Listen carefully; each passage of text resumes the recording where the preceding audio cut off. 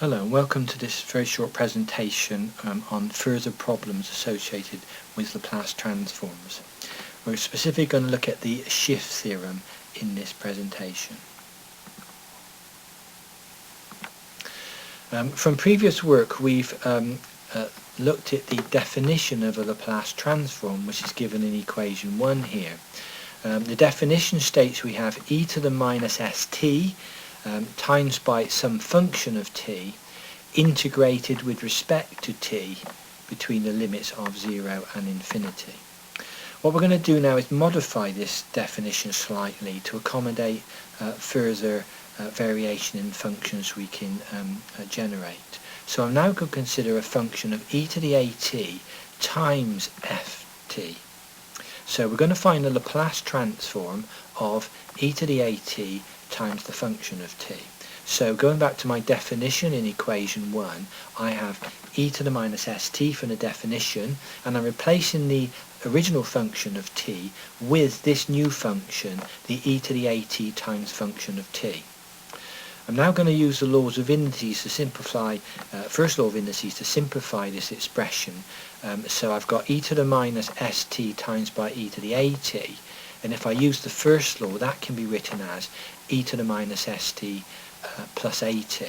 And if I factorise on the t, I end up with e to the power of minus open bracket s minus a close bracket t. So when I'm looking for the Laplace transform of e to the at times some function of t, my equation 1 can be modified. Instead of stating e to the minus st, it now states e to the minus open bracket s minus a close bracket t times by the function of t, and then integrated with respect to t between our limits of 0 and infinity. That's equation 2. So a variation on equation 1 here, when we're multiplying functions by e to the at. Basically what's happening is the s minus a term in equation 2 has replaced the s term in equation 1. And this is known as the Shift Theorem, and you'll see we'll use it now to generate further standard Laplace transforms. An example given here, example 1, we're going to find the Laplace transform of e to the at times our function of t now is given as t to the power of n. If we look in our standard Laplace transforms table, we will see a Laplace transform for t to the power of n. It's n factorial over s to the power of n plus 1.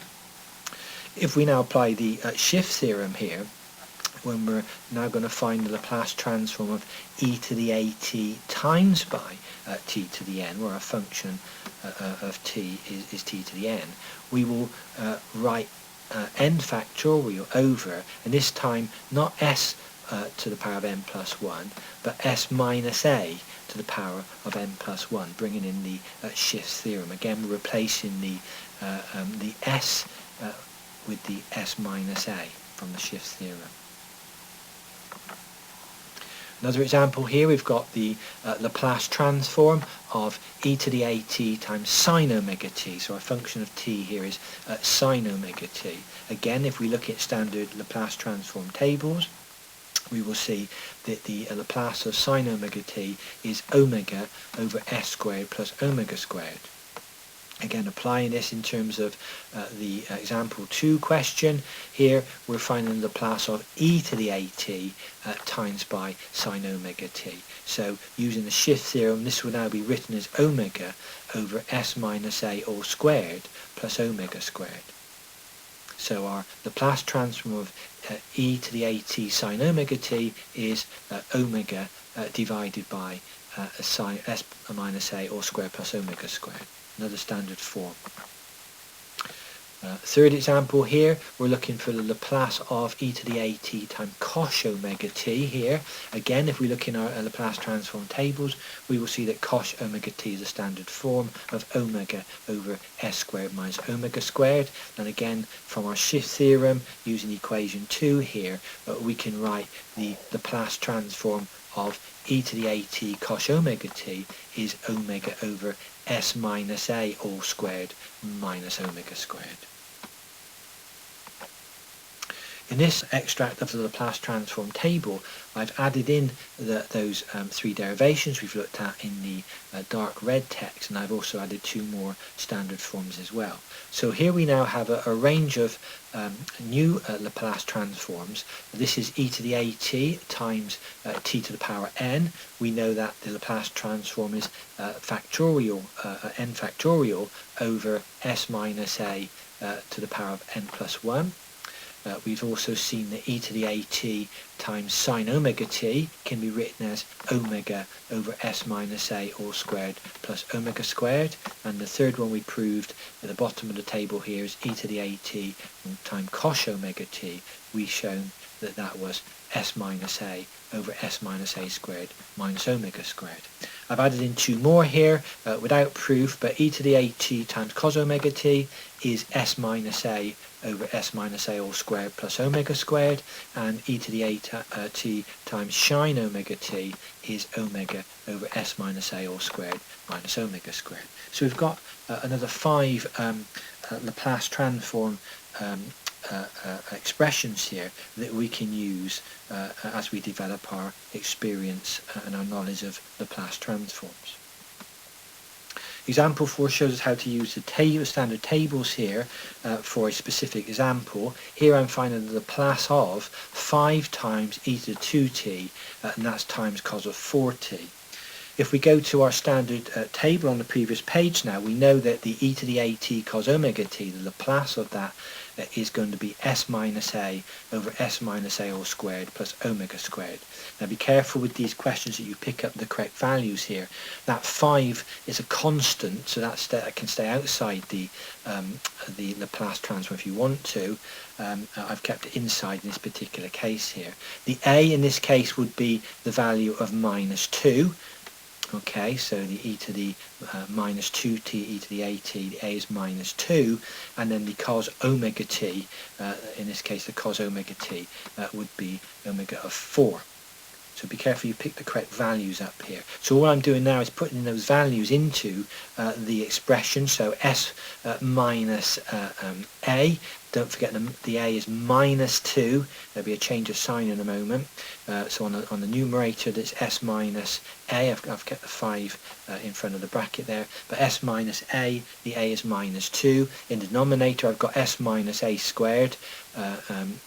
S minus a all squared. Again, be careful that a is minus 2 and the omega is going to be 4. So in this line here I've accounted for the double negative, so I get 5 times open bracket s plus 2, so the minus and the minus made a plus there, and the same in the denominator here, this s plus 2 all squared is accounted for the double negative in the previous expression. The 4 squared I've left for the moment. Okay, so next line, I've left the numerator the same, but I've expanded the bottom, the denominator there has been expanded. Don't forget s plus 2 all squared means s plus 2 times s plus 2. It's a binomial bracket, and when you expand that you get s squared plus 4s plus 4, and the plus 16 there is the 4 squared added to it.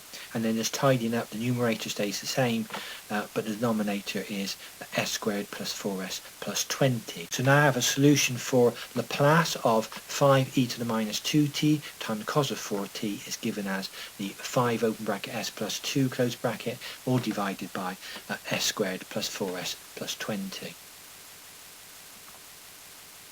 Here are 3 questions I would encourage you to do. There's 2 parts in each question here, all from the standard Laplace tables that we've shown in the previous slides here, and is shown on your handouts. I would encourage you to do all 6 questions, and be careful with that very last question there that you need to expand the bracket first of all.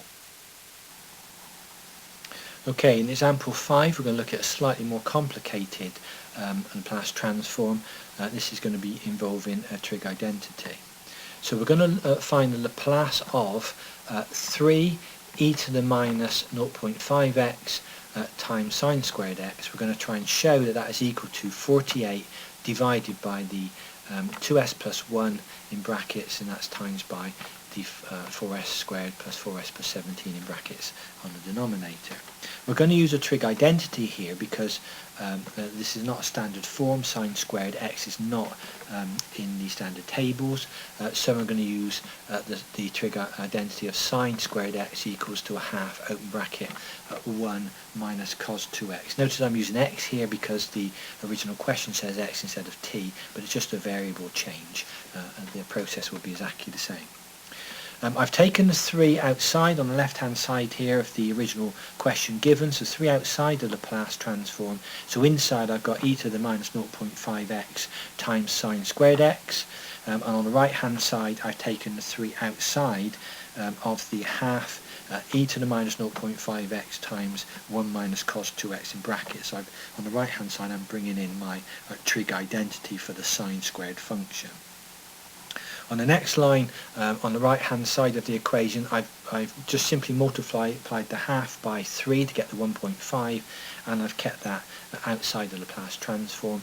Inside the Laplace transform I've got e to the minus 0.5 take away e to the minus 0.5x times cos of 2x. Now what I've got by using the trig identity, inside the Laplace transform I have 2 functions, and they are both standard form that I can look up in the table. If I consider the Laplace transform of e to the minus 0.5x first of all, in the Laplace transforms we are using, there is an e to the minus at function, or e to the minus ax function in this case, and that's written as 1 upon s plus a. So in this particular case my a is actually at 0.5 because the minus is accounted for in the Laplace transform here. So my Laplace transform is e to the minus 0.5x, and that will be written as 1 over the s plus a. The s plus a in this case is s plus 0.5, a positive 0.5 here from the Laplace transform. I notice in the question that I've got to show the right hand side of the original question, and on the bottom they've got 2s plus 1 in the denominator.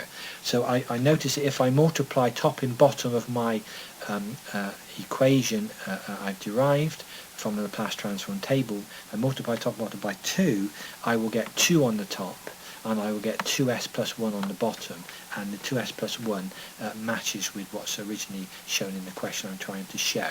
So that's an observation that I've made looking at what I'm trying to prove in this particular question. If I take the next standard form, I'm looking at Laplace of e to the minus 0.5x times cos 2x. This is from the Shift Theorem we looked at earlier in the standard tables now. E to the a t times cos omega t is written as s minus a over s minus a squared plus omega squared. Again, be careful that you pick up the right values of a and omega. In this case, a is minus 0.5 given our standard form, and omega is equal to 2. So when I find the Laplace transform of e to the minus 0.5x times cos of 2x, that will be s, take away, because that's in the Laplace transform. And notice in this particular case the a is negative, it's minus 0.5, so I've got double negative in a moment to cater for. And on denominator I've got s minus, and again the minus 0.5 in the brackets there, which is all squared, plus my omega, and my omega in this case is going to be squared. Omega's 2 and it's 2 squared. Just tidying up on the next line, the double negatives accounted for, so the s minus the minus 0.5 is now simply s plus 0.5, and on the bottom line again I've just counted for the double negative. I'll get s plus 0.5 all squared, and it's plus 2 squared. Next row I've got now s plus 0.5 as before in the numerator. On the bottom line I've expanded, in the denominator I've expanded out the s plus 0.5 squared. Don't forget that's a binomial expansion, so that's s plus 0.5 multiplied by s plus 0.5, so that will give me s squared plus 1s, or s plus 0.25, and then plus my 4.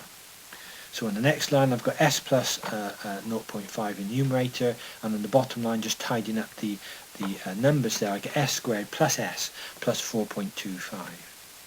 Again, noting that in the original solution that the original question I'm trying to prove here. The bottom line has 4s squared plus 4s plus 17 in its bottom line, and I can find that by multiplying my current bottom line of s squared plus s plus 4.25. Multiply it by 4, I will get the 4s squared plus the 4s plus the 17. So I've managed to make my denominator as required in the original question. So in other words, my Laplace transform of e to the minus 0.5x cos 2x can be shown to be 4s plus 2 in the numerator and 4s squared plus 4s plus 17 in the denominator. Bringing those two together, those two Laplace transforms together, the 2 over the 2s plus 1, and I'm taken away, because that's what it says in the original expansion from the trig identities, of 4s plus 2 over 4s squared plus 4s plus 17. I'm now going to bring them together, these partial fractions here that I'm showing, I'm now going to bring them under a common denominator, so I'm multiplying the denominators together to get a common denominator, so the 2s plus 1 is multiplied by the 4s squared plus 4s plus 17, but of course then I must factor the numerators, so the 2 gets multiplied by the 4s squared plus 4s plus 17, and then the 4s plus 2 gets multiplied by the 2s plus 1, making sure I've got a negative between these two expressions. What I've done on the next line is expand out the bracket, so the 2 times the 4s squared becomes the 8s squared, the 2 times the 4s is plus 8s, and the 2 times the 17 is plus 34. I'm now expanding these binomial brackets of 4s squared as 4s plus 2 times the 2s plus 1, so I get 8s squared, that's 4s times the 2s is 8s squared. I get plus 4s, which is the 4s times the 1. I get plus 4s, which is the 2 times the 2s, and I get 2 from the 2 times the 1. Denominators remains the same as previously.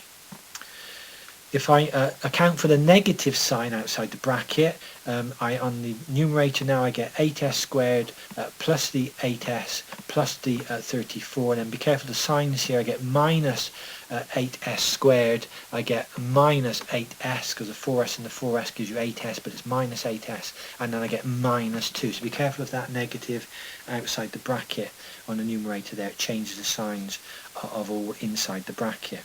If we then look at the simplification, the 8s squared take away the 8s squared is 0, the plus 8s take away the 8s is 0, and the 34 take away the 2 is 32. So now what I've got is a solution for the Laplace of e to the minus 0.5x times sine squared x is 32 over the 2s plus 1 in brackets, and that's times by the 4s squared plus 4s plus 17 in brackets. Don't forget though, the original question had a 3 outside on the left hand side of the function. We're looking actually for 3 times the e to the minus 0.5x sine x squared, and if you go back to a few slides here, you will see that we have to factor this by 1.5 on the right hand side of the expression. If I just go back just to try and highlight where that 1.5 is, can you see the 1.5 is here? I've omitted it, if you like, from the development of standard Laplace transforms, but I must eventually bring it back in, and I brought it back in here, and 1.5 times the 32 gives me the 48 over the 2s plus 1 in brackets and the 4s squared plus 4s plus 17. So I've shown that I've proved the original question. Question 4a for you to attempt. You've got to show that the Laplace of 6 multiplied by e to the negative 4x multiplied by cos squared x is equal to, in the numerator, 6 multiplied by in brackets s squared plus 8s plus 18, or divided by in denominator s plus 4 in brackets multiplied by s squared plus 8s plus 20. There's a hint in the question, use a trig identity, cos squared x is equal to a half multiplied by in brackets 1 plus cos 2x. I will leave question 4a to attempt. It's a similar process to that shown in the previous example. Here's the reference source used to generate this presentation. I would strongly encourage you to view this book for further information. I hope this presentation has been of interest to you, and thank you for viewing.